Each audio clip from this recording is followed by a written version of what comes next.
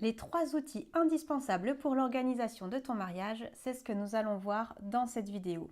Je me suis fait un petit thé pour t'accompagner. En attendant, tu peux télécharger librement mon guide Organiser son mariage, par où commencer, où je te donne ma méthode pour te lancer sereinement dans l'organisation de ton mariage. Pour cela, tu rentres ton prénom et ton adresse email et je t'envoie tout ça dans ta boîte mail. Les 3 outils pour organiser ton mariage. Le premier outil pour moi qui est indispensable, c'est un carnet. D'avoir un carnet, peu importe le carnet, ça peut être un carnet tout simple, ça peut être un bullet journal, ça peut être un planner, c'est toi qui vois. Mais il faut que tu aies quelque chose pour écrire et te vider la tête. Marquer toutes les idées que tu as. De façon organisée ou non, ça c'est toi qui vois. Mais il faut que tu aies quelque chose pour noter toutes tes idées. C'est hyper important déjà parce que quand on organise un mariage, tu as dû t'en rendre compte, tu ne penses presque plus qu'à ça. Ça prend du temps, ça prend beaucoup d'énergie et le fait d'écrire va pouvoir te libérer un petit peu la tête et puis faire évoluer aussi tes idées. Tu vas voir qu'une idée que tu avais à la base va forcément être modifiée au cours des mois de l'organisation de ton mariage. Donc moi je vais te montrer un peu le mien. Donc ça c'est le carnet que j'ai utilisé pour l'organisation de mariage, donc il date un petit peu parce que je me suis mariée en août 2012, donc il a un peu plus de 6 ans. Donc voilà, c'est un carnet, il n'est pas très gros, il n'est pas très grand non plus, enfin c'est déjà... Faut pas que ce soit plus grand je pense, parce que là bon il rentre dans un sac, mais un peu plus grand ça serait un peu compliqué. Et puis, bon, moi je l'ai personnalisé parce que je fais du scrapbooking, donc c'était une façon pour moi de le personnaliser, donc avec une petite photo de la bague. J'ai mis des papiers japonais parce que le thème de notre mariage c'était le Japon, en tout cas c'était notre fil conducteur, une petite mariée et puis mariage en préparation. Voilà. Donc ça c'était mon carnet pendant l'organisation de mon mariage. Donc il y a absolument toute ma réflexion ou notre réflexion avec mon mari sur l'organisation de notre mariage. Donc c'est assez sympa de le retrouver aussi pour après, ça fait un super souvenir à garder et à montrer peut-être après aux enfants, futurs enfants, petits-enfants, etc. Ça fait, c'est chouette comme souvenir. Mais surtout, c'est surtout très utile pendant le mariage pour ne rien oublier, tout noter, pouvoir structurer. Au début, ça va être un petit peu fouillis, mais au final, à la fin, on arrive quand même à structurer, à mieux structurer les choses. Donc moi, dans le mien, il est assez simple, mais du coup, il y a quand même des petites pochettes, donc ça, c'est pas mal. Donc là, j'avais mis des exemples de faire-part ou... voilà les brochures, des brochures, là par exemple c'est pour l'hébergement qu'on avait pour la nuit de noces. Enfin voilà.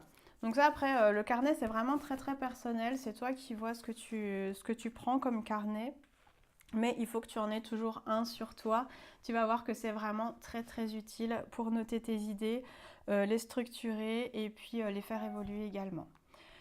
Deuxième outil qui est super important, c'est le tableau d'inspiration. Alors il y a plusieurs moyens de le faire, soit tu le fais sur Pinterest qui est entre guillemets le plus à la mode, mais c'est pas forcément celui qui te correspond le mieux. Donc soit sur Pinterest, donc Pinterest c'est une plateforme en ligne où tu peux épingler des images et donc créer des tableaux d'inspiration. Soit tu peux le faire aussi toi sur une grande feuille, je propose un format A3 parce que pour que ce soit quand même assez grand, où tu vas imprimer des images, découper dans des magazines, toute ton inspiration, tu pourras le coller, ça te fera un joli tableau d'inspiration à avoir sous les yeux régulièrement. Sur Pinterest, ça marche de la même façon, donc tu vas prendre des images que tu vas trouver sur Pinterest et les mettre dans ton tableau à toi. Et pour cela, moi je te conseille, alors j'ai 2 conseils. Le premier, c'est de commencer par réfléchir à ce que tu veux pour ton mariage et de trouver les images qui correspondent.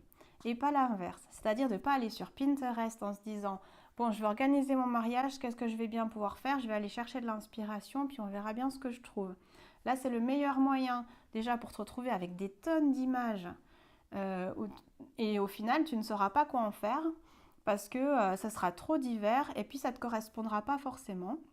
Tu vas perdre vraiment beaucoup de temps parce que Pinterest, on peut y passer beaucoup de temps si c'est pas très structuré, si on ne sait pas trop ce qu'on cherche. Et des fois, même quand on sait ce qu'on cherche, on peut y passer un peu de temps. Et puis, deuxième conseil pour Pinterest, donc le premier c'était de réfléchir avant d'aller chercher l'inspiration. Le deuxième conseil, c'est de ne pas avoir plus d'une vingtaine d'images pour ton mariage, pour la totalité de ton mariage. C'est-à-dire que tu vas faire un tableau avec pas plus de 20 images qui vont englober vraiment tout ton mariage, de la robe de mariée, coiffure, maquillage, accessoires, le costume de monsieur, des idées pour les enfants, ta déco, les tables, etc. Les alliances par exemple, les cadeaux invités, enfin, tout ça en pas plus de 20 images pour un tableau d'inspiration, parce que sinon c'est que ça ne te correspond pas ou que tu n'as pas encore bien ciblé. Alors ça t'empêche pas au début d'être un petit peu plus large et puis petit à petit d'écrémer, on va dire, pour avoir vraiment ton mariage, de le recentrer sur vraiment les choses essentielles qui sont pour toi, pour ton mariage. C'est comme ça qu'on crée un mariage unique. C'est en ayant vraiment, en prenant vraiment les choses qui nous correspondent et pas juste parce que c'est à la mode ou parce qu'on trouve joli. Il faut quand même arriver à recentrer tout ça pour avoir un mariage qui nous ressemble vraiment, et c'est ce que je prône sur Mariée-Zen, ça vous l'avez compris. Alors le tableau d'inspiration, donc c'est le deuxième outil que je conseille pour l'organisation d'un mariage. Le troisième outil, c'est d'avoir un tableau type Excel pour le suivi du budget et pour la préparation du budget. Donc vous allez avoir en fait deux tableaux. Un premier tableau pour la préparation du budget, donc le budget prévisionnel.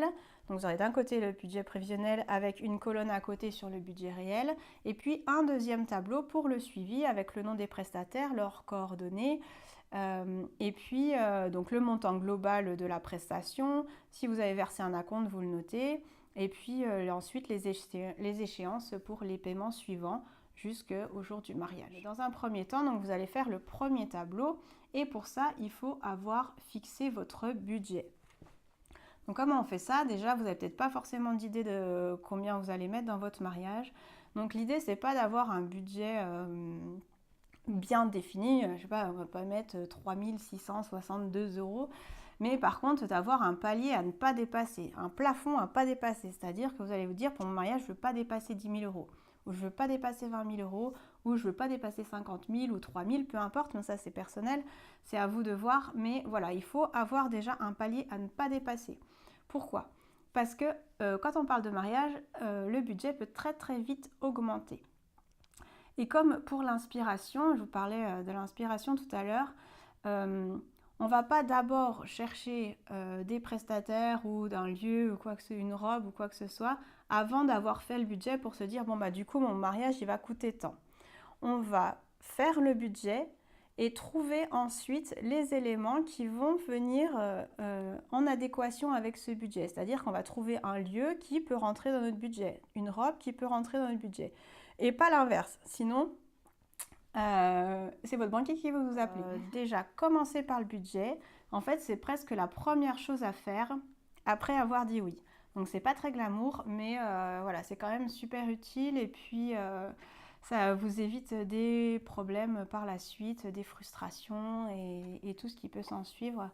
Voilà, nous on est là pour être des mariées zen, et les mariées zen, elles sont organisées pour pas être stressées et frustrées après, et pour rayonner le jour de leur mariage. Alors je t'ai donné 3 outils pour l'organisation de ton mariage, donc le carnet, le tableau d'inspiration et le tableau de suivi du budget. Et parce que tu es toujours là, je vais t'en donner un petit 4e qui est, attention, le rétro-planning. Donc le rétro-planning, qu'est-ce que c'est? C'est de partir de aujourd'hui jusqu'au jour de ton mariage, de découper d'abord en mois, et puis de mettre dans chaque partie les différentes actions que tu as à poser jusqu'au jour du mariage. Donc ça peut être de rechercher des prestataires, de signer avec un prestataire, de prendre un rendez-vous, d'aller faire des essayages, d'envoyer tes faire-part, etc. Et ça jusqu'au jour du mariage. Donc c'est le 4e petit outil super important pour la mariée zen que tu vas être, le rétro-planning. Cette fois, c'est terminé. Tu peux liker cette vidéo, la commenter. D'ailleurs, tu peux me mettre en commentaire quels sont les outils que tu utilises dans l'organisation de ton mariage et si tu penses utiliser l'un de ceux que je t'ai dévoilés. Et puis, tu peux également partager cette vidéo si tu penses qu'elle peut aider d'autres mariés à devenir des mariés zen. Et enfin, tu peux bien sûr t'abonner à la chaîne en cliquant sur le petit bouton s'abonner et en activant la cloche pour recevoir les notifications. Sur ce, je te dis à bientôt pour une nouvelle vidéo. Ciao!